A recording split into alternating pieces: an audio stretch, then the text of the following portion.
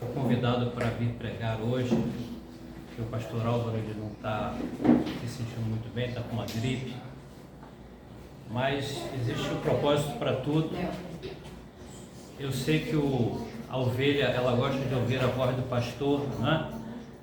Ela gosta de ouvir, estar na presença do pastor. Mas logo, logo ele vai voltar no próximo culto, ok? Eu, como dou estudo bíblico, eu estou numa sequência do livro de Hebreus. Quem tem me acompanhado aqui? E semana passada eu dei Hebreus 11, hoje eu vou dar 12 e aproveitar já a mensagem e a gente faz uma coisa só, ok? Então quem tiver com a Bíblia aí, quiser abrir no livro de Hebreus, capítulo 12. Hebreus capítulo 12.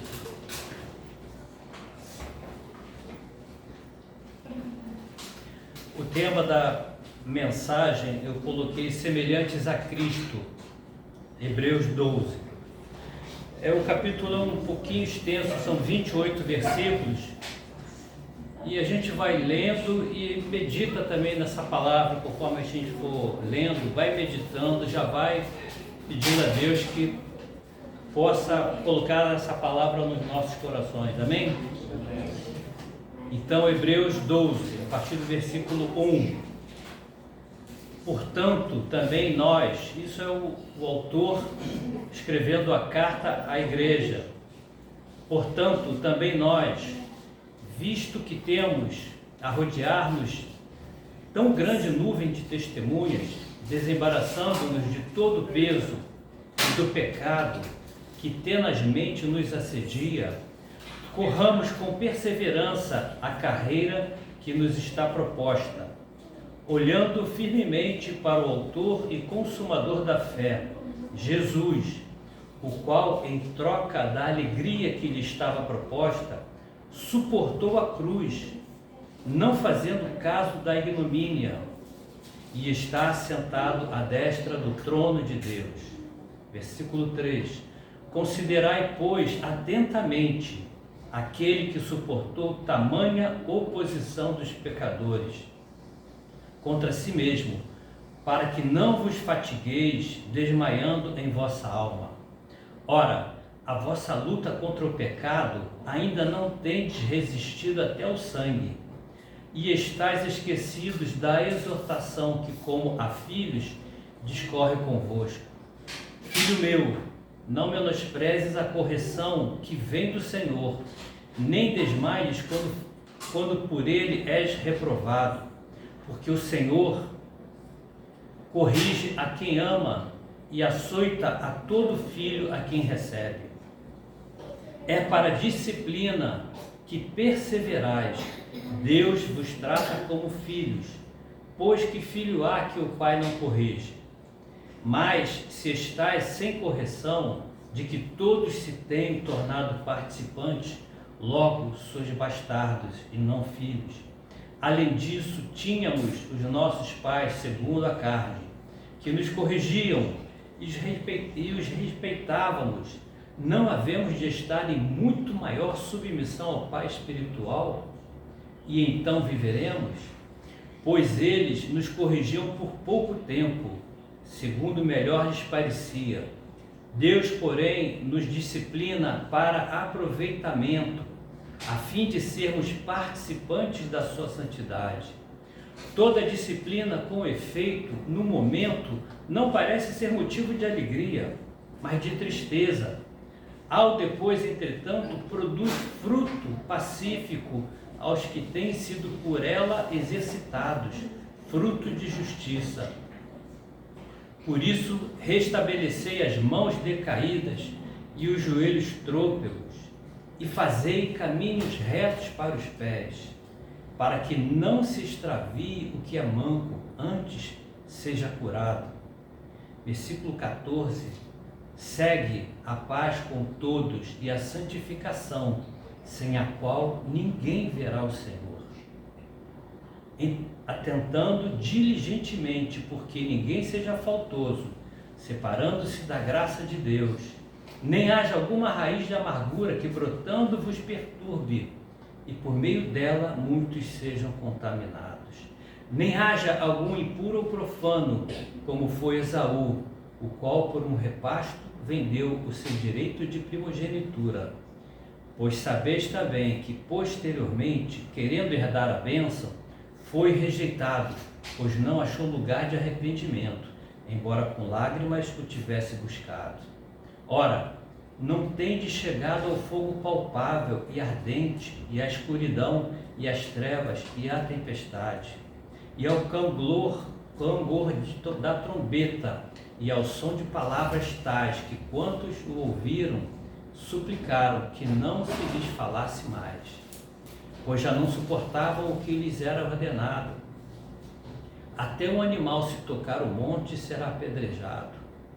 Na verdade, de tal modo era horrível o espetáculo que Moisés disse: sinto-me aterrado e trêmulo.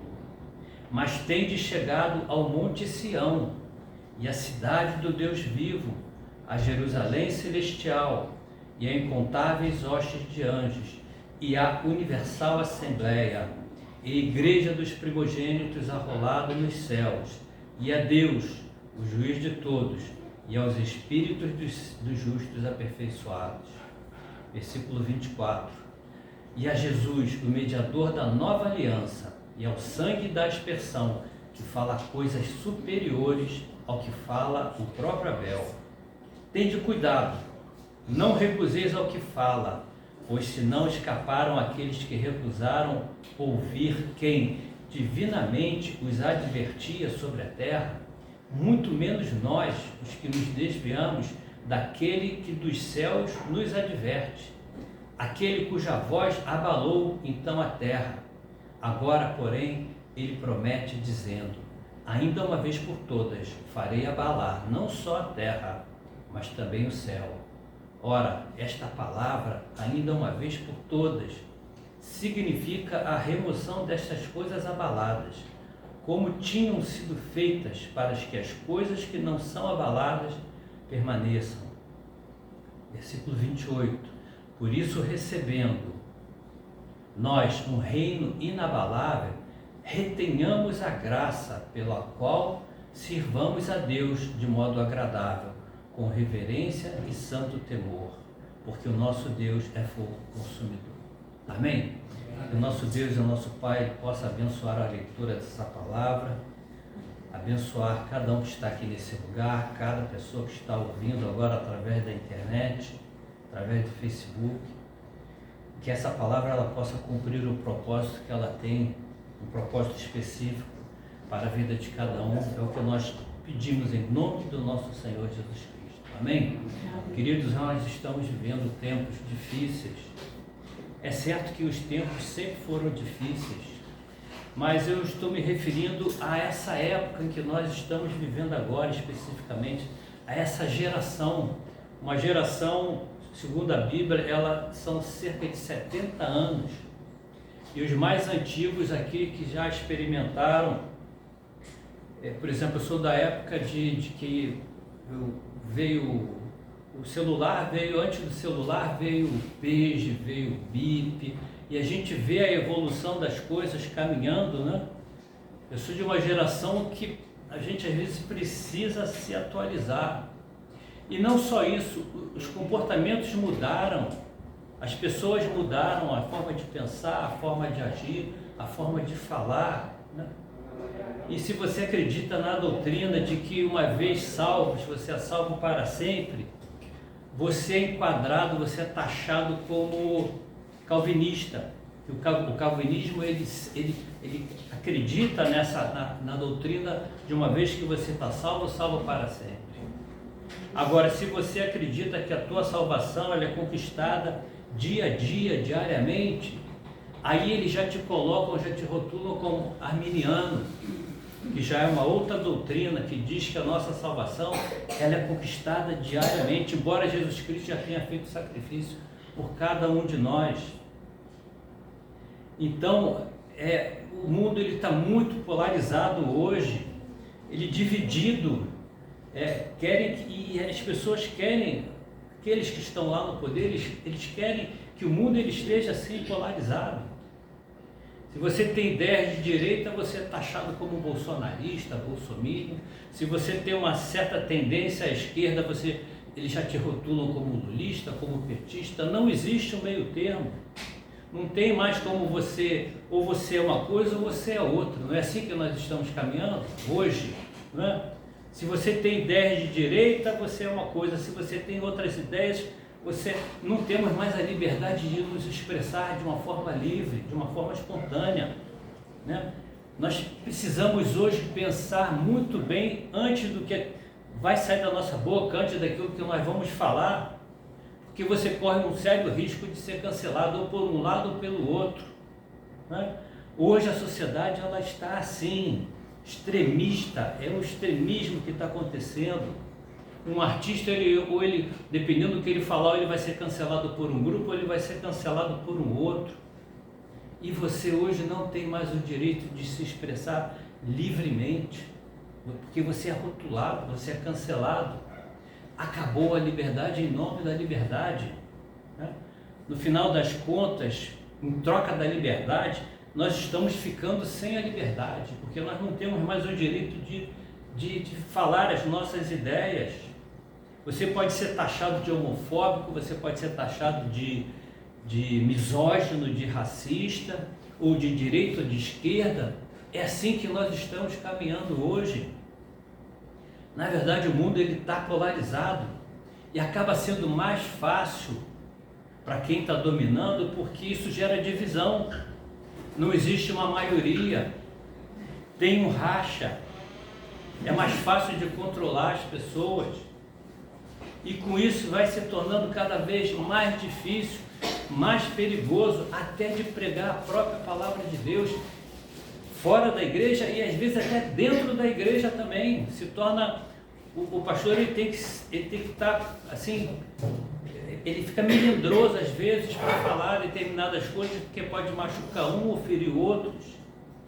E as pessoas não estão percebendo que aos poucos estão colocando uma mordaça na boca de cada um de nós. Está ficando difícil. E aqui no versículo 1 desse livro de Hebreus 12 fala o seguinte: portanto também nós, visto que temos a rodear-nos tão grande nuvem de testemunhas, desembaraçando-nos de todo o peso e do pecado, aqui diz do pecado que tenazmente nos assedia, corramos com perseverança a carreira que nos está proposta. Aqui você pode interpretar esse pecado que tenazmente nos assedia, como por exemplo um pecado da carne, um pecado sexual, um pecado que possa te levar à luxúria, à promiscuidade. Mas a preocupação do autor aqui não é com relação a esse tipo de pecado, mas é o pecado da incredulidade. O que ele dá ênfase aqui no contexto é o pecado da incredulidade. Ele considera esse um dos piores pecados, a falta de fé na palavra de Deus, nas suas promessas. A fé verdadeira, queridos, a fé ela foi muito generalizada. A fé traduzida do Novo Testamento, é uma fé que no grego é pistis, né? É uma fé que ela não é uma fé assim genuína. A verdadeira fé ela está atrelada à palavra de Deus. A fé é um sentimento de confiança, de fidelidade que está junto com a palavra de Deus. Isso é diferente de uma fé natural. A verdadeira fé ela é gerada quando você escuta a palavra de Deus, quando você ouve a palavra de Deus. A fé, ela vem de Deus, através da sua palavra. Existe uma fé natural. Você tem certeza que a noite vai vir a noite, amanhã vai amanhecer outro dia, você tem certeza disso? Isso é uma fé natural, é uma fé que todo mundo tem, até o gentio tem.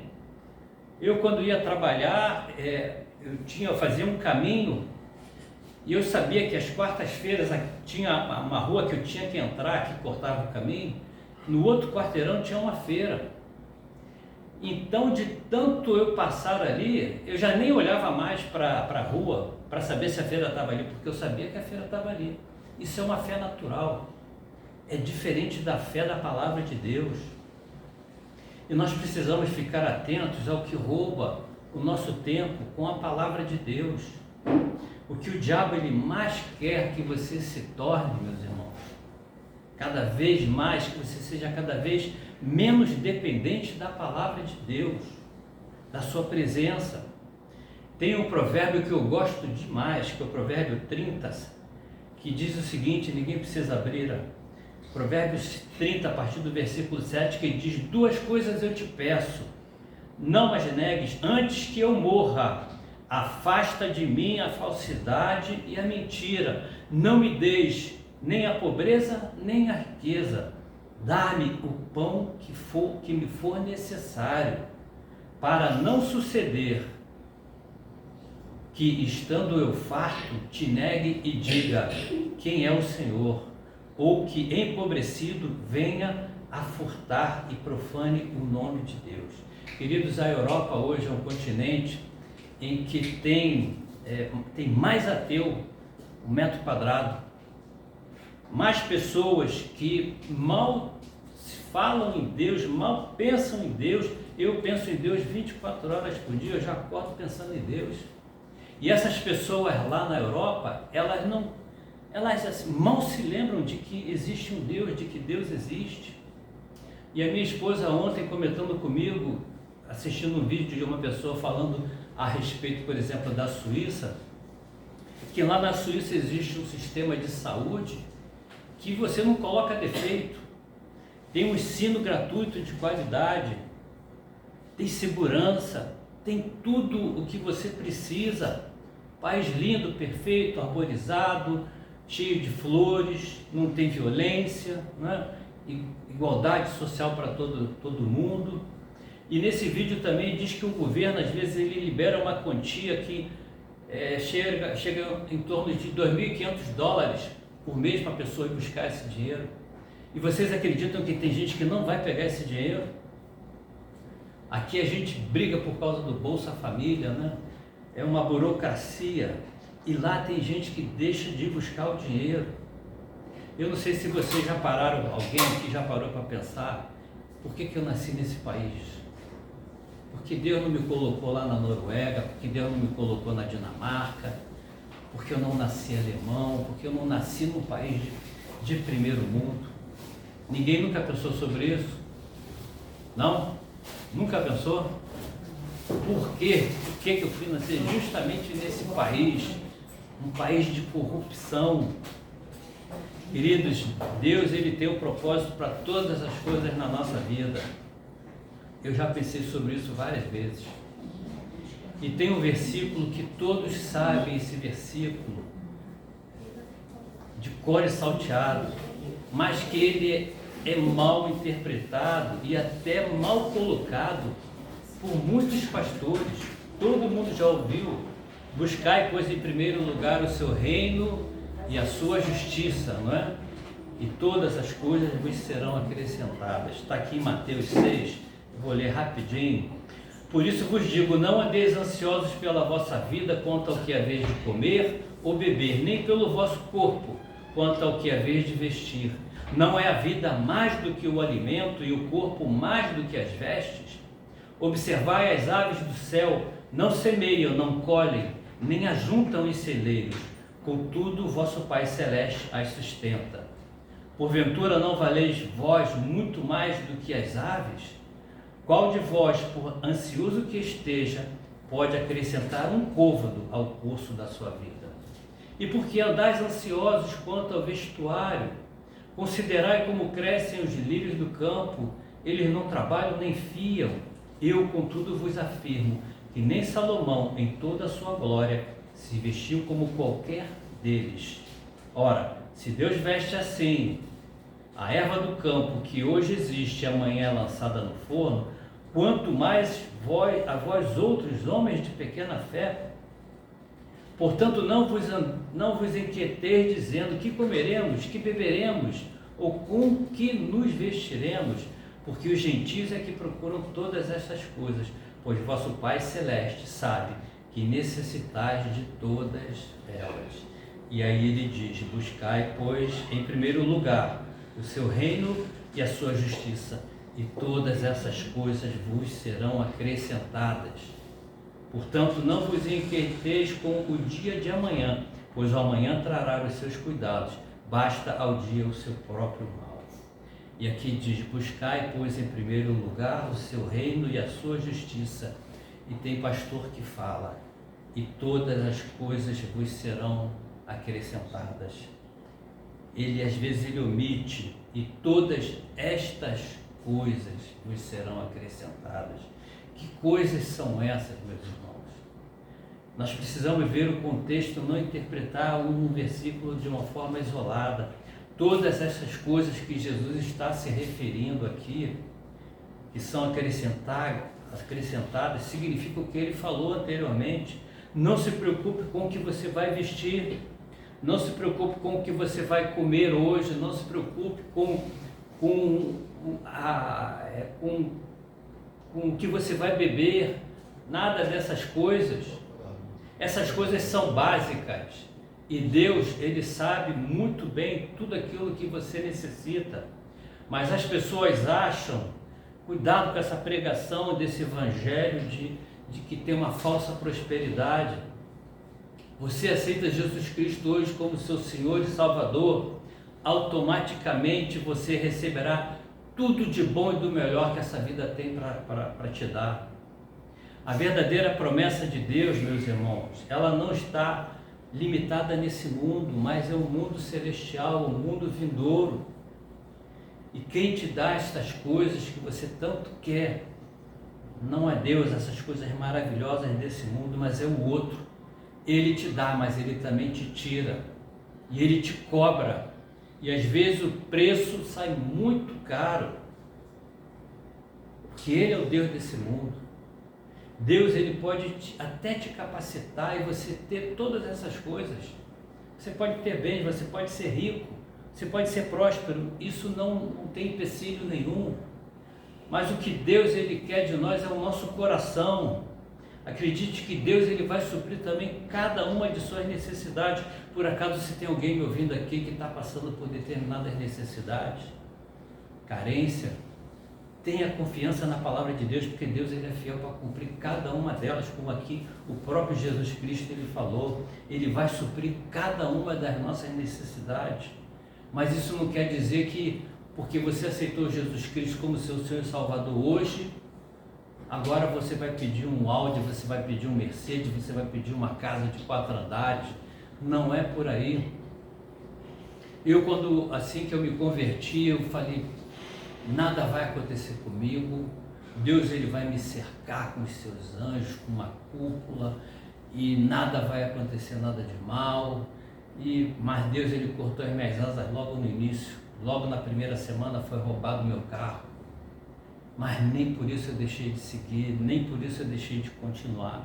Mas ele já me vacinou logo no início, né? Já me preparou: olha, não é bem assim que as coisas acontecem, não é? Em verdade vos digo que um rico dificilmente entrará no reino dos céus. Palavra do Senhor Jesus. É por todas essas coisas que nós estamos falando aqui. Eu não sou melhor do que ninguém aqui dentro, nem melhor nem pior, as pessoas que estão nos assistindo também. A minha vida, ela não serve de exemplo para ninguém. Cada um tem a sua própria história, cada um tem as suas próprias experiências. Mas eu fui criado, meu pai, ele trabalhava como empregado de comércio, e no comércio tem a época dos altos e baixos, não é? E a minha vida não foi uma vida muito fácil. A minha infância, a minha adolescência, passava por carências. Era uma calça para ir à festa, uma calça para fazer isso, fazer aquilo. Normalmente no mês do meu aniversário era um mês fraco para o comércio. Meu pai nunca tinha dinheiro para me dar um presente, para fazer uma festa para mim. Mas com muito esforço eu estudei, e todos os meus planos, eles foram se cumprindo. Tudo que eu havia planejado foi acontecendo. Fiz 2 faculdades, faculdade pública, passei para enfermagem, depois logo em seguida passei para odontologia, e consequentemente eu fui ganhando dinheiro, fui conhecendo pessoas, sabe, que tinham casas casa de montanha, casa de praia, que tinha lancha, e comecei a usufruir de tudo isso. Os últimos anos de vida da minha mãe, consegui dar para ela conforto, segurança, dar descanso para ela, que fazia tudo dentro de casa, problema cardíaco ainda por cima. Mas também, conforme eu ia conquistando as coisas, cada planejamento que ia se cumprindo, nunca estava satisfeito, sempre havia um vazio dentro, vazio, uma coisa inexplicável que não preenchia. Um dia, voltando de uma viagem com um colega que se tornou um amigo, que se tornou meu sócio no consultório, e eu estava vindo de um lugar lindo, bonito, no meio da floresta, uma casa maravilhosa no meio da floresta, um riacho, sabe, tudo aquilo que você sonha, estava ali usufruindo daquilo. E aí eu cheguei para ele e falei, cara, eu queria ter a fé desses crentes, sabe? Porque nada mais estava me realizando, estava me satisfazendo. E esse colega, ele fala, cara, isso aí não é pra gente, a gente não precisa disso, a gente não precisa disso. E eu falei para ele, mas eu sinto isso. E ele, nós não precisamos disso. Esse meu colega, ele veio a morrer jovem ainda, com 40 anos de idade, câncer de pâncreas. E ele não tinha um bom relacionamento com a mãe, ele era muito mais colado ao seu pai. E ele ainda brincava comigo, ele falava com todo mundo, mãe é muito bom, pena que dura pouco, pena que dura muito, sabe? E acabou morrendo muito antes da sua mãe. E infelizmente ele não conheceu a palavra de Deus. E países como a Suíça, que eu citei aqui, países como o Japão, países como a Noruega, esses países escandinavos, que aparentemente a vida é perfeita, não te falta nada, mas existe um alto índice de suicídio nesses lugares. O Japão mesmo, isso já é cultural, suicídio, né? Países como a Suíça. Então, eles podem ter tudo de bem material, ter a melhor educação, o melhor plano de saúde, a melhor escola, mas eles não têm Deus, queridos. Eles são totalmente incrédulos. O que o autor fala sobre aqui, o nosso maior pecado é o pecado da incredulidade. É o pecado de não crer na palavra de Deus, não crer na existência de Deus. Mas a verdadeira fé, ela vem pelo ouvir da palavra de Deus. A fé é um dom, e esse sentimento, ele é gerado pelo ouvir da palavra. Deus, ele nos presenteia com esse dom, e ele vem de Deus, esse dom. O autor, ele cita aqui um trecho do livro de Abacuque, que Abacuque diz o seguinte, o justo viverá pela fé. Todo mundo conhece esse versículo, não conhece? O justo viverá pela fé. E essa palavra fé aqui, ela é traduzida, que veio lá do livro de Abacuque, que estava escrito em hebraico. Essa fé, essa palavra referente à fé, ela se chama emuná, e que tem um significado de fidelidade. Quando se fala a fé, quando é traduzido pela fé, na verdade é fidelidade. Logo se diz que o justo viverá pela sua fidelidade. Fidelidade a quê? Fidelidade à palavra de Deus. Fidelidade tem esse sentido. A fidelidade, a fé, ela está atrelada à palavra de Deus, né? Ela não pode caminhar separado. É por isso que diz que o justo viverá pela sua fé, pela sua fidelidade. E fidelidade, querida, a sua palavra, é fidelidade à sua palavra, a palavra de Deus. E esse capítulo de Hebreus, ele nos alerta sobre fidelidade à sua palavra, logo aqui no versículo 1º, 2º, mas também diz que Jesus, ele é o nosso maior exemplo. O autor também fala sobre a correção de Deus, aqui no versículo 2, olhando firmemente para o autor e consumador da fé, Jesus, o qual, em troca da alegria que lhe estava proposta, suportou a cruz, não fazendo caso da ignomínia, e está assentado à destra do trono de Deus. Considerai, pois, atentamente aquele que suportou tamanha oposição dos pecadores contra si mesmo, para que não vos fatigueis desmaiando em vossa alma. Ele sofreu em nosso lugar. Ora, na vossa luta contra o pecado, ainda não tendes resistido até o sangue. Versículo 5: E estáis esquecidos da exortação, que como a filhos discorre convosco. Filho meu, não menosprezes a correção que vem do Senhor, nem desmaies, quando por ele és reprovado, porque o Senhor corrige a quem ama, e açoita a todo filho a quem recebe. É para a disciplina que perseverais. Deus, ele nos trata como filhos, pois que filho há que o pai não corrige? Qual é o pai que não corrige o seu filho? Hoje em dia tem muito pai que não corrige o seu filho, porque tem medo da reação do filho. Mas se estas sem correção, de que todos se têm tornado participantes, logo sois bastardos. Se você não recebe uma correção, é porque você não tem pai, você é bastardo. E você não é filho, você é bastardo. Lá no livro de Deuteronômio diz que os bastardos não entrarão na Assembleia, não é? E eu ficava falei, mas que palavra pesada é essa? Os bastardos não entrarão na Assembleia de Deus. E o meu pai, por acaso, ele era filho de mãe solteira. Isso para ele, na época, era uma coisa assim, extremamente horrível. Ele conhecia o pai dele era um médico. Mas ele não era reconhecido no papel, logo ele era bastardo. Ele não tinha a presença do pai. Mas o bastardo a que se refere é justamente esse bastardo que não é filho de Deus. Se você não é filho de Deus, logo é bastardo espiritualmente. Bastardo, ele não tem pai, logo ele não recebe, ele não pode receber a correção, porque o seu pai, ele é ausente. Deus, ele não está na vida dessas pessoas. Ele não tem como ser moldado ao caráter do pai, mesmo você, caso tenha alguém hoje aqui que não teve que teve ausência do seu pai biológico, tenha certeza que você tem a presença do Deus Pai, do Deus verdadeiro. Amém? E um pai, queridos, ele se preocupa contigo e cuida de você. Ele não te desampara, mas te corrige para que você prospere no seu caminho, porque o pecado, ele traz consequências. Lá na frente o pecado traz as consequências. Deus perdoa, mas existe a consequência do pecado. Você pode tomar um dedinho de soda cáustica. Você pega um copo de soda cáustica, você pensa em tomar esse copo todo, mas quando chega assim, questão de 10 ml, você desiste, você para, você se arrepende. Mas o estrago já foi feito ali na tua garganta, não tem como você evitar isso.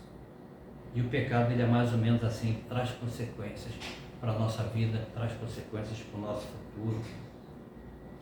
Versículo 8 fala: mas se estáis sem correção, de que todos têm tornado participantes, logo sois bastardos e não filhos. Além disso, tínhamos os nossos pais segundo a carne, que nos corrigiam e os respeitávamos, não havemos de estar em muito maior submissão ao Pai espiritual, e então viveremos?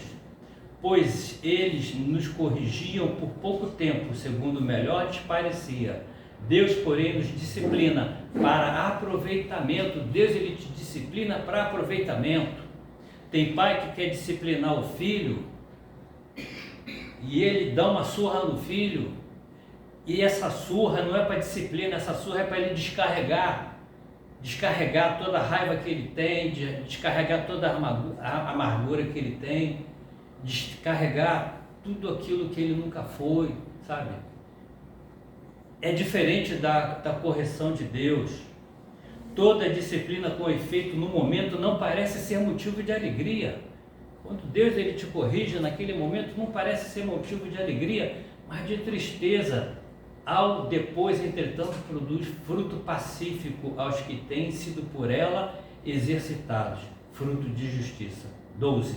Por isso restabelecei as mãos decaídas e os joelhos trôpegos, e fazei caminhos retos para os pés, para que não se extravie o que é manco, quer dizer, aquele que não é perfeito, o manco, aquele que está em pecado, aquele que está errando, antes seja curado. Meu pai, poucas vezes ele me bateu. Meu pai, ele dá para... Só me lembro de uma vez dele ter me batido. Meu pai tinha uma mão grande, uma mão pesada, e mesmo assim ele não me batia com força. Ele, às vezes, dava aquele empurrão. Minha mãe me dava uma surra todo dia eu apanhei. Até os 12 anos de idade eu levava uma surra. Ela apanhava, mas quando o meu pai me bateu, aquilo, sabe, me deu um negócio que não era costume. Da minha mãe já estava acostumada a apanhar todo dia, mas do meu pai não. Levava uma surra todo dia, levava uma surra até pelo meu irmão, que fazia as coisas, minha mãe achava que era eu, até por isso eu apanhava também. Às vezes eu levei uma surra, minha mãe cansou de me bater, e eu, não mãe, não fui eu, até que a minha irmã interferiu, mãe, não foi ele não, foi o Luiz. Quer dizer, tomei uma surra para o meu irmão. E o que mais me magoou, o que mais me feriu, foi que minha mãe me falou, mas ele já estava merecendo há muito tempo. Quer dizer, ela não reconheceu, né, que errou, ela não me pediu desculpa, simplesmente ele estava merecendo também, depois de eu estar lá todo lascado, né? Então, meus irmãos, e nem por isso eu deixei de amar a minha mãe, nem por isso eu larguei a minha mãe. Com todas as surras que eu levei, eu amava a minha mãe. E eu sabia que às vezes eu ia fazer alguma coisa que era passível de apanhar. Isso aqui, se a minha mãe descobrir, eu vou apanhar, mas eu fazia. Quer dizer, eu era meio sem vergonha também, não é? E quando eu digo que hoje os tempos eles são difíceis, os tempos hoje eles são diferentes, é porque ninguém está disposto a ouvir, ninguém está disposto a receber correção, ninguém está disposto a ouvir as verdades, não é? Ninguém está disposto a nada. Se um pastor hoje ele prega uma palavra mais pesada, muita gente está arriscada até a sair da igreja, por muito menos. E tem pastor que ele pisa até em ovos, com medo de perder as ovelhas, meus irmãos. Nós chegamos a esse ponto. O pastor ele tem que saber o que pregar, ele tem que saber num gabinete o que falar, porque senão as pessoas se magoam, e se magoam com muita facilidade. Eu trabalhei no funcionalismo público federal há muitos anos, e lá começou, assim do nada, mais de 40 anos trabalhando, e de repente começou a haver processos contra as chefias imediatas, processo de assédio moral. O chefe não podia mais repreender, o chefe não podia falar mais nada, porque estava arriscado a receber lá da reitoria um processo administrativo, porque assediou o funcionário se sentiu ofendido, assediado moralmente. E isso começa a gerar consequências. Você deixa de ser corrigido, você deixa de ser chamado a atenção, e o serviço vai piorando, não é? E isso se estendeu agora também para o privado, não é? O chefe, o patrão, ele tem que ter muito cuidado com o que vai falar com o empregado. Hoje em dia, cada vez mais, você tem que saber o que falar, porque está arriscado ele ir no Ministério do Trabalho e te processar por assédio, e você perde uma grana. E o juiz geralmente sempre dá ganho de causa para aquele empregado, mas ele não sabe que aquele empregado era faltoso, que chegava atrasado, que fazia isso, fazia aquilo, né? Agora, meus irmãos, tudo é perseguição, é assédio moral, e ninguém mais quer trabalhar, e esses são os mais problemáticos. E Jesus Cristo, ele é Deus, ele foi obediente a Deus como filho de Deus. Ele também foi um rabino, não sei se vocês sabem, mas Jesus ele foi um rabino. Ele pregava nas sinagogas, ele ensinava a palavra de Deus. A própria Maria Madalena chamava ele como Rabone. Rabone é um termo carinhoso para você chamar o seu rabi, né? E o discípulo da Bíblia, ele é bem diferente do que nós conhecemos. O verdadeiro discípulo, ele larga tudo o que tem e segue o seu mestre e permanece com o seu mestre 24 horas por dia. Ele vive com o seu mestre, ele vive pelo seu mestre. Veja o exemplo de Eliseu e Elias. Eliseu largou tudo para ficar com Elias, não é? Ele acompanhava Elias em todos os caminhos. E Eliseu, quando passou a ser o profeta, quando Elias partiu e ficou Eliseu, e Eliseu tem um momento que ele cura Naamã, se lembram que ele cura Naamã, general do exército sírio? E esse Naamã oferece fortuna para Eliseu, e Eliseu recusa terminantemente. Mas Eliseu, ele tinha também um discípulo, um jovem chamado Geazi, e Geazi, ele vai ao encontro desse general Naamã com interesses de tirar vantagens financeiras. E o que acontece com esse rapaz? Eliseu tratou de Geazi: você vai ficar leproso, e passou a ficar leproso. Nós temos os 12 apóstolos que também largaram tudo para acompanhar Jesus, para seguir Jesus.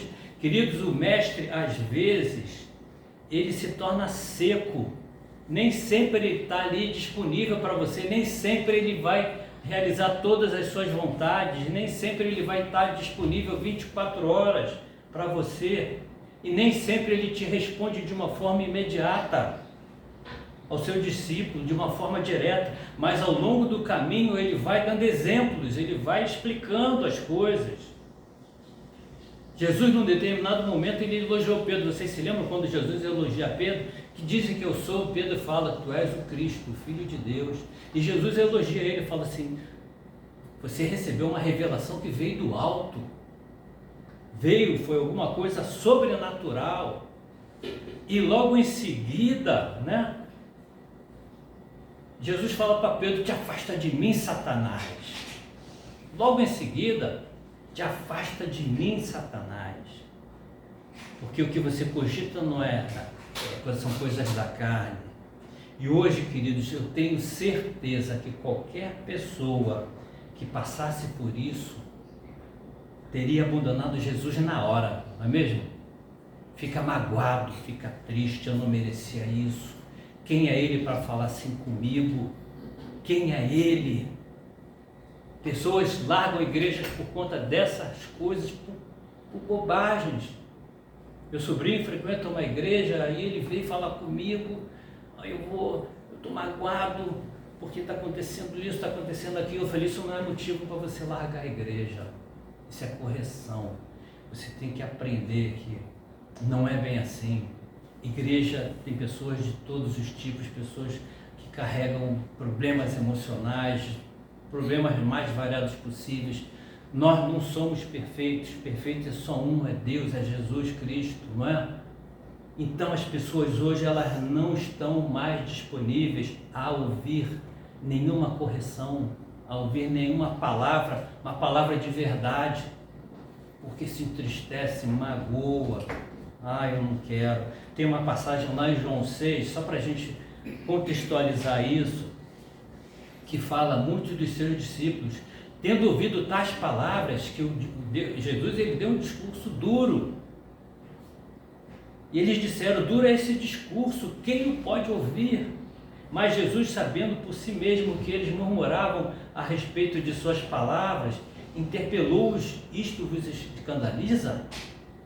Que será, pois, se virdes o Filho do Homem subir para o lugar onde primeiro estava? O Espírito é o que vivifica, a carne para nada aproveita. As palavras que eu vos tenho dito são Espírito e são vida. Contudo, há descrentes entre vós, pois Jesus sabia desde o princípio quais eram os que não criam e quem o havia de trair. E prosseguiu: por causa disto é que vos tenho dito, ninguém poderá vir a mim, se pelo Pai não lhes for concedido. E no versículo 66 fala: à vista disso, muitos dos seus discípulos o abandonaram e já não andavam com ele, por conta do discurso de Jesus. Tem pessoas que não aguentam ouvir a palavra de Deus, as verdades de Deus. No versículo 67, então perguntou Jesus aos 12: porventura quereis também vós retirar-vos? Jesus afrontou eles, encarou eles: vocês também vão querer ir embora? Vocês também vão querer me abandonar por conta disso? Mas respondeu-lhes Simão Pedro: Isso aqui é lindo demais, meus irmãos. Senhor, para quem iremos? Tu tens as palavras de vida eterna. Tu tens as palavras de vida eterna. Independente de tudo que Pedro passou, toda a humilhação que aparentemente era humilhação, porque às vezes a gente não quer ser confrontado, por tudo isso esses 12 ainda persistiram, os 12 mais alguns outros. E nós temos crido, disse ele, e conhecido que tu és o Santo de Deus. Amém, meus irmãos? E este é um versículo, é o verdadeiro discípulo. Esse é o verdadeiro discípulo. Não se abala com a palavra, ele não se abala com a repreensão, com a correção, ele não fica magoado. Às vezes, se o pastor falar uma verdade, te confrontar e você não gostar, não interprete de uma forma errada, né? Você medita nisso, medita na palavra, porque o pastor, ou teu pai, ou a sua mãe, ele tem pensamentos bons a seu respeito. Jesus, ele busca, querido, discípulos, verdadeiros discípulos, aqueles que querem realmente segui-lo. Eu pratico uma luta Krav Maga, que é de origem israelense, e ele não te ensina só a se defender, mas ele te dá princípios. Você aprende a obedecer, você aprende que existe uma hierarquia, né? Você aprende a ouvir, você é disciplinado e é discipulado a ter bons modos, a ter caráter. Tudo isso te ensina coisas que hoje em dia você não escuta nem dentro da sua casa. E Deus, quando diz que Deus ele te corrige, meus irmãos, ele não precisa te colocar uma lepra como colocou Eliseu no Geazir. Deus ele não precisa te punir, te colocar num leito de hospital. Ele não precisa te deixar enfermo, ele não precisa deixar você passar necessidades. Esse não é o nosso Deus. Eu acredito piamente nisso. Uma vez lá no hospital tinha a esposa de um missionário e ele falou: eu tenho certeza que essa doença que ela está veio do Senhor para corrigir ela, para punir ela. Eu, sinceramente, eu não acredito nessas coisas, porque Deus ele não se diz que é Deus de doença, ele diz que é Deus aquele que cura, né? A palavra de Deus, queridos, a própria palavra de Deus, ela já traz correção. Isso que nós temos lido aqui, como diz lá em Timóteo, que a palavra de Deus ela orienta, ela corrige, ela te repreende, ela te instrui. Aqui no versículo 13 diz: e fazei caminhos retos para os pés. Quer dizer, Deus está falando, e fazei caminhos retos para os pés, para que não se extravie aquele que é manco, aquele que tem defeito, antes seja curado. Ele te orienta, ele te instrui, ele te corrige. Deus ele não precisa te dar uma surra, ele não precisa te bater como a minha mãe me batia, para te corrigir. Ele é um Deus que sara, amém?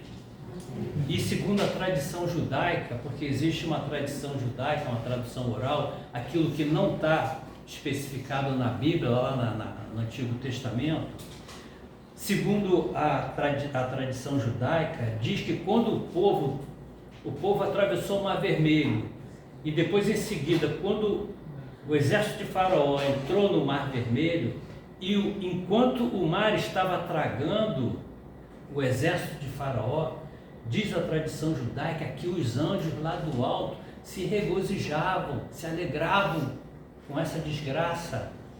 E Deus repreende os anjos por causa disso, porque Deus ele não se alegra na desgraça de ninguém.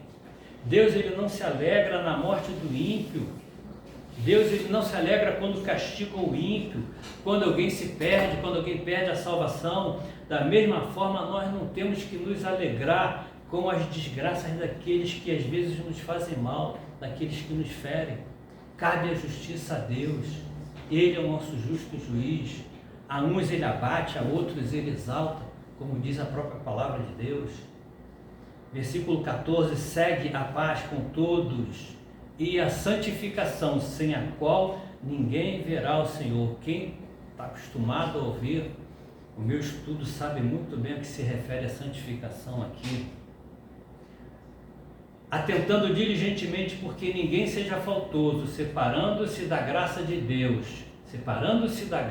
Deus, nem haja alguma raiz de amargura. Queridos, larga se alguém está aqui amargurado com alguém, se alguém está magoado, está ressentido, peça a Deus para abrir o seu coração e tirar toda essa raiz de amargura, porque isso brota e nos perturba e impede o agir de Deus na vida de cada um de nós, e por meio dela muitos sejam contaminados. Deus não quer que você seja contaminado com isso. Nem haja algum impuro ou profano, como foi Esaú, o qual por um repasto vendeu o seu direito de primogenitura, pois sabeis também que posteriormente, querendo herdar a bênção, ele foi rejeitado, pois não achou lugar de arrependimento. Esaú, na verdade, ele não se arrependeu, embora que diz que com lágrimas o tivesse buscado. E vejam como a palavra de Deus, ela vai nos corrigindo, ela vai nos instruindo, ela vai nos orientando. Segue a paz com todos e a santificação, sem a qual ninguém verá o Senhor. A Igreja Católica costuma separar os santos, né? Aquela São José, São Pedro, São Paulo, São João.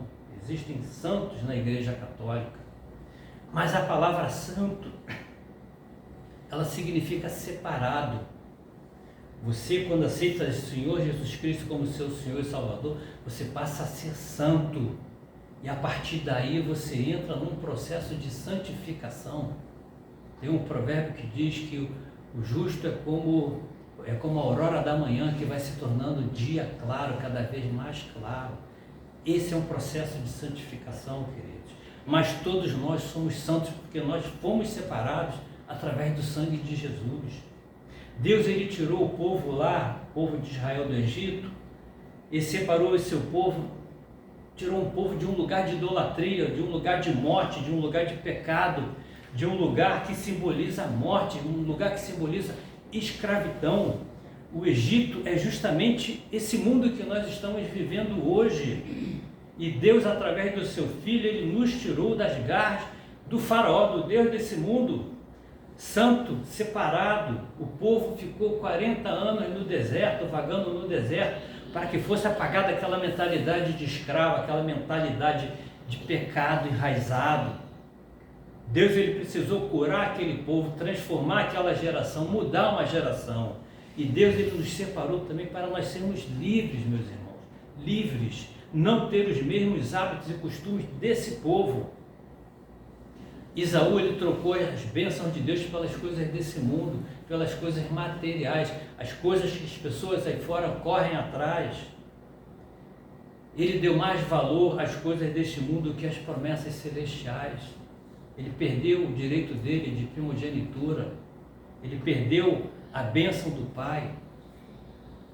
E as suas lágrimas não foram lágrimas de arrependimento, mas foram lágrimas de remorso, puro remorso.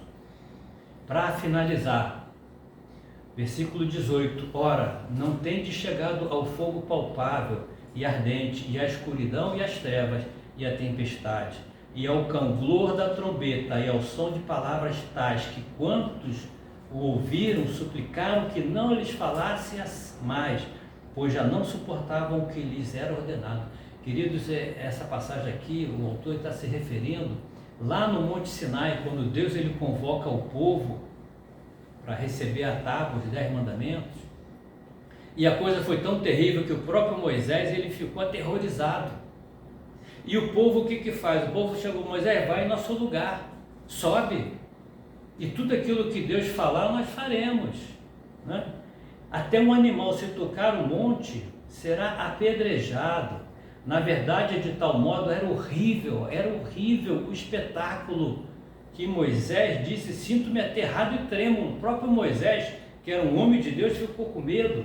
Mas tende chegado ao Monte Sião, mas ao contrário do Monte Sinai, que é o monte da lei, existe um Monte Sião, e a cidade do Deus vivo, a Jerusalém celestial, e a incontáveis hostes de anjos, e a universal assembleia, e igreja dos primogênitos arrolado nos céus, e a Deus, você está sendo arrolado nos céus, você já está arrolado nos céus, o juiz de todos, e aos espíritos dos justos aperfeiçoados, e a Jesus, o mediador da nova aliança, e ao sangue da aspersão, que fala coisas superiores ao que fala o próprio Abel.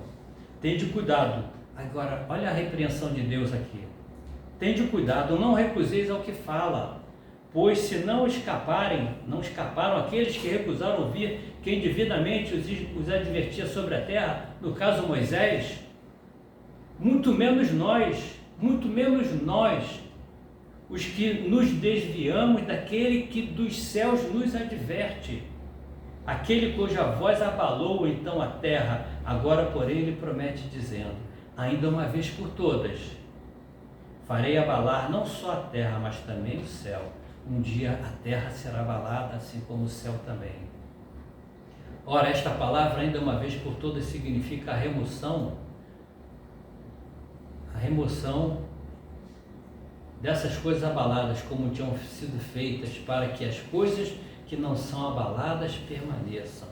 Por isso, recebendo nós o reino inabalável, retenhamos a graça, meus irmãos, pela qual sirvamos a Deus de modo agradável. Vamos servir a Deus de modo agradável, com reverência e santo temor à palavra de Deus.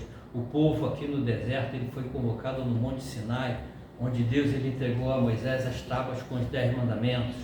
O povo ele ficou aterrorizado e disse a Moisés, sobe porque é terrível demais isso. Mas querido, hoje nós não estamos mais aos pés do Monte do Sinai, nós estamos aos pés do Monte Sião, e nós estamos subindo o Monte Sião, e não devemos andar aterrorizados por conta da palavra de Deus. Amém? Nós todos iremos a Jerusalém celestial, e vai chegar um dia, queridos, em que a palavra de Deus, como diz a própria palavra, se eu não me engano, em Hebreus 11, que diz que a palavra de Deus ela vai estar enraizada no nosso coração, a palavra de Deus vai estar enraizada na nossa mente. Você não vai mais precisar ouvir pastor, você não vai mais ter necessidade de que alguém te ensine a palavra de Deus, porque a palavra de Deus ela vai fazer parte da sua essência. É por isso que não vai ser difícil de você seguir a palavra de Deus, porque a palavra de Deus vai estar no teu DNA, vai fazer parte de você, assim como Jesus, ele é a palavra de Deus encarnada, a palavra de Deus viva. Nós seremos semelhantes a Jesus, porque a palavra estará enraizada em cada um de nós. Amém? Em nome de Jesus. Desculpa se foi prolongado, se a palavra às vezes não é uma palavra mas é uma palavra que eu tenho certeza que vai fazer com que a gente passe a refletir sobre as coisas, refletir sobre a nossa vida, refletir sobre aquilo que nós passamos, não é? Tenho certeza que hoje em dia a educação está totalmente diferente. O pai hoje, uma mãe, ele não quer ser pai, ele não quer ser mãe, ele quer ser amiguinho, quer ser amiguinha da sua filha, não é? Tem medo de magoar, tem medo de ferir. Nós estamos numa geração que está caminhando realmente para a chegada do nosso Senhor Jesus Cristo. Mas a gente não pode deixar que esse tipo de ideia, esse tipo de doutrina, esse tipo de influência venha a nos contaminar. Que a gente possa aprender a ouvir a palavra de Deus, aceitar, a absorver, não ser um discípulo verdadeiro, um discípulo como Jesus quer que seja. Mesmo que às vezes a palavra de Deus ela seja uma palavra às vezes pesada, e não é difícil da gente aceitar a palavra de Deus, desde o momento que a gente abre o nosso coração para aceitar, para crer em Jesus Cristo. Amém? Queridos, eu fui roubado, e no dia que me roubaram o meu carro, eu tinha um carro que eu tinha conseguido com muito sacrifício, e eu estava no auge,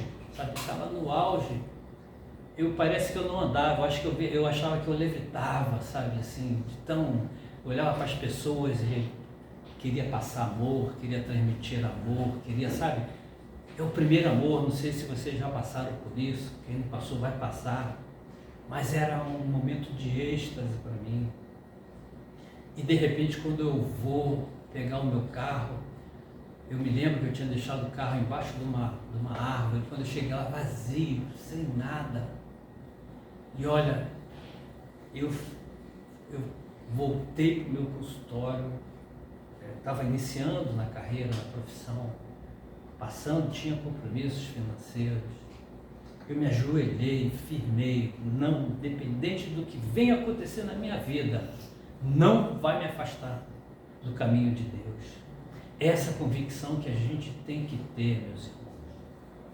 Eu fui dar queixa na delegacia, quando chega na delegacia, eu me lembro que era a época do governo do Brizola, e os policiais falaram que o Brizola não dava dinheiro para as viaturas botar gasolina, e eles falaram, eu sei onde é que está o teu carro, mas tu tem que soltar um jabá aí para mim. Eu falei, cara, eu não vou soltar jabá nenhum, já não chega a ser roubado pelo ladrão, ser roubado também por uma autoridade. Me deixaram lá numa sala aguardando, e nessa sala tinha um rapaz assim algemado no chão, sabe? Amarrado para trás, e eu olhei para aquele rapaz, olha, me deu um dó, sabe, me deu um dó tão grande dele. Antes de eu conhecer o Senhor Jesus, com certeza eu ia chegar e dar uma pisada nele, sabe, porque roubou. Bom, você vai pagar por aquele que roubou meu carro, mas Deus, ele havia transformado o meu coração, e eu senti esse, infelizmente, eu espero que um dia Deus alcance esse. E esse é o amor que Deus, ele quer propagar na terra. Deus é a essência dele, é amor, queridos. E é assim que nós devemos agir, é assim que nós devemos tratar o nosso semelhante, independente daquilo que ele venha fazer prejuízo na vida de cada um de nós. Amém? Amém. Vamos orar. Senhor Deus e nosso Pai, obrigado pela tua palavra, Senhor. Bendito seja, Senhor, a tua presença na vida de cada um de nós. Eu te agradeço por cada vida que o Senhor trouxe nesse lugar aqui, meu Pai, porque o Senhor tem um propósito para a vida de cada um deles, Senhor. Independente de como ele tenha vindo, Senhor, ou se vê através de um erro, se vê através de um acerto, mas tudo coopera para o bem, Senhor. Se nós estamos hoje aqui, Senhor, é porque o Senhor nos escolheste para estar aqui. E aquele que está ouvindo a tua palavra também, Senhor. E é por esses que eu peço, Senhor, pelas suas vidas, Senhor. Que o Senhor possa cada vez mais, Senhor, se fazer presente, Pai. Dá temor e tremor da tua palavra, Senhor. Em nome de Jesus. Afasta de nós, Senhor, o pecado da incredulidade, Senhor. Que nada venha nos afastar do teu caminho, Senhor. Nada venha nos desviar, Senhor, da tua presença, Senhor. Porque nada há mais importante, Senhor, do que a tua presença nas nossas vidas, Senhor. Pedro foi questionado: você vai também nos abandonar? E ele disse: Senhor, tu tens as palavras de vida eterna, Senhor. E nós estamos aqui hoje como Pedro, Senhor. Como João, como Lucas, como Paulo, Senhor. E nós estamos hoje aqui com nossos corações abertos, Senhor. Espíritos abertos, receptivos à tua palavra, Senhor. Receptivos à tua presença. Haja de uma forma poderosa, Senhor, na vida do meu irmão que está aqui hoje, que está assistindo, na vida da minha irmã, Senhor. Esse alimento precioso que é a tua palavra, que ele possa ter, Senhor, se usufruído dessa palavra, meu Pai, e que essa palavra ela possa ter gerado alguma coisa, Senhor, mas que o mínimo que seja, mas suficiente, Senhor, para haver transformação na nossa vida, Pai. Nós te pedimos e te agradecemos em nome de nosso Senhor Jesus Cristo. Amém? Amém. Queridos, aproveitar esse momento e convocar vocês para que você que está nos assistindo também, que você possa ofertar nesse ministério. A tua oferta nesse ministério é como se você estivesse no meu lugar pregando essa palavra. Você está ajudando essa palavra a ir aos 4 cantos da terra. E Deus, Ele disse que Ele vai nos honrar com as nossas primícias. Em nome de Jesus, Ele vai nos abençoar com toda certeza. E que o pão jamais falte à nossa mesa. E que haja fartura na vida de cada um de vocês. Amém? Quem quiser abençoar o ministério, você que está aí também através dos nossos canais. Senhor, nosso Deus e nosso Pai, nós te agradecemos pela fidelidade de cada um, Senhor. Te agradecemos, Senhor. Pai, traz o sustento, Pai, o pão nosso de cada dia, Senhor. Nós não queremos ter nem carência nem excesso, Senhor, para que nós não venhamos a falar mal de Ti, nem bem nem mal, Senhor. E para que a gente não possa Te esquecer também, Senhor. Em nome de Jesus, o Senhor conhece as necessidades de cada um aqui, meu Pai. Que o Senhor possa abrir portas, Senhor, portas de emprego, meu Pai. Que o Senhor possa trazer fartura, abundância, meu Pai, na vida de cada um de nós. O que nós te pedimos em nome de nosso Senhor Jesus Cristo. Abençoa, Senhor, aquele que dizima, abençoa aquele que oferta, Senhor. Multiplica a 30, a 60 e a 100 na vida de cada um. O que nós te pedimos em nome do nosso Senhor Jesus Cristo. Amém? Amém. Podem recolher. Agradecer a presença de Arides Mariano, Cleonídia Batista, Ana Maria Lemos, pastor Miguel Granato, Marcos e Rosângela, Bel Souza de São Gonçalo, Rosana Brito, Gisel de Adassa, Aparecida lá do restaurante Arataca, Ricardo Quintela, Irmã Jacqueline, pastor Júlio, pastora Fabiana Bastos, Ismael Batagelo, Isabela Matias, Tereza Comissão, Palome Petra, Sandra dos Santos, o nosso querido pastor Décio, pastora Mona Lisa, Ana Camargo, missionária Mônica, Ana Camargo, Josefa da Avenida Brasil, Matilde, todos aqueles que não foram falados aqui. Vamos passar para a Santa Ceia? Eu não sei se vocês sabem, os evangelhos, quando fala da Santa Ceia, né? O evangelho a princípio, ele foi escrito para a igreja primitiva. A igreja primitiva, ela era formada por judeus que se tornaram cristãos, judeus messiânicos. Então, ele não entra muito em detalhe, mas a Santa Ceia mesmo, aquela que é servida na Páscoa, ela é constituída de 4 cálices. Existe um cerimonial na Santa Ceia do Senhor. São 4 cálices, cada cálice tem uma representação. E o cálice, o segundo cálice que é citado, na verdade, a impressão que dá lá em Lucas que é um cálice só, mas se fala 2 cálices. E o segundo cálice é justamente o cálice da redenção. E redenção significa que você foi redimido, que você foi resgatado de uma vida de pecado para uma vida eterna. Deus Jesus, através do seu sangue, através do seu corpo, Ele nos resgatou de um mundo de trevas e nos trouxe de volta para a luz. Da mesma forma, a Santa Ceia também, ela consistia de 3 pães. Cada pão tinha um nome, era o pão de Abraão, o outro pão era chamado de Isaac e o outro pão era chamado de Jacó. E o pão que Jesus justamente ele divide na Santa Ceia era o pão de Isaac. Quando ele divide e distribui, era o pão de Isaac. Isaac é o filho primogênito. Isaac é o filho da promessa. Isaac representa o próprio Senhor Jesus Cristo. Existe tudo um porquê. Então vamos orar. Senhor nosso Deus e nosso Pai, a Tua palavra diz que fazei em memória de mim, essa ordenança, Senhor. Abençoa agora esses elementos, Senhor. Abençoa o pão que foi imolado na cruz, o pão que a carne, Senhor, que foi rasgada, que foi transpassada, e pelas suas pisaduras nós fomos sarados.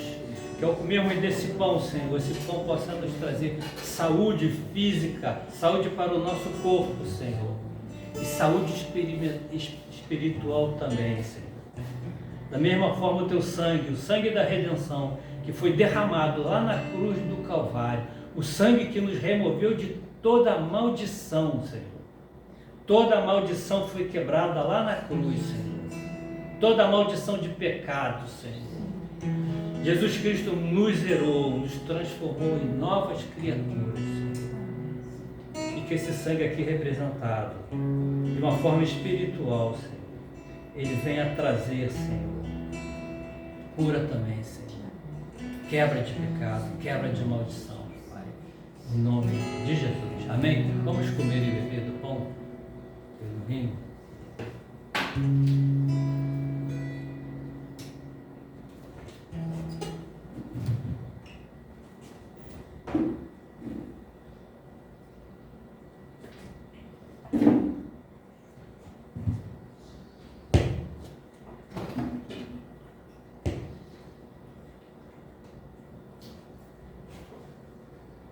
Amém, meus irmãos? Obrigado aí por vocês alugarem o ouvido de vocês aí para mim. Obrigado pela consideração da palavra, por ter ouvido a palavra, pela paciência. Que Deus ele possa nos abençoar a cada um de vocês. Amém? Amém.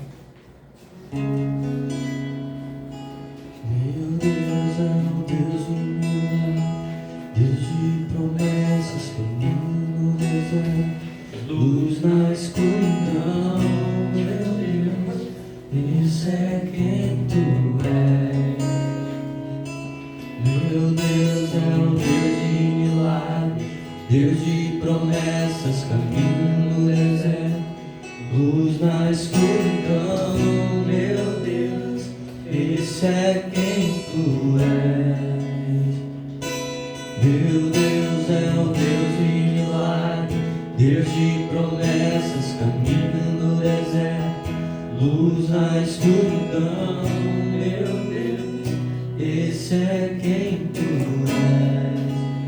Esse é o nosso Deus. Meu Deus é o Deus de milagre, Deus de promessas, caminho no deserto, luz na escuridão. Esse é quem tu és. Esse é quem tu és. Esse é quem tu és. Esse é quem tu és. Esse é quem tu és. Esse é quem tu és. Esse é quem tu és. Esse é quem tu és. Esse é quem tu és. Meu Deus é o Deus de milagre, Deus de promessas, caminho no deserto, luz na escuridão. Meu Deus, esse é quem tu és. Mais uma vez, Deus de milagre. Deus é o Deus de milagre, Deus de promessas, caminho no deserto, luz na escuridão. Meu Deus, esse é quem tu és. Amém? Amém? Glória a Deus. Que nós possamos ter uma semana abençoada em nome do nosso Senhor Jesus Cristo. Amém? Amém.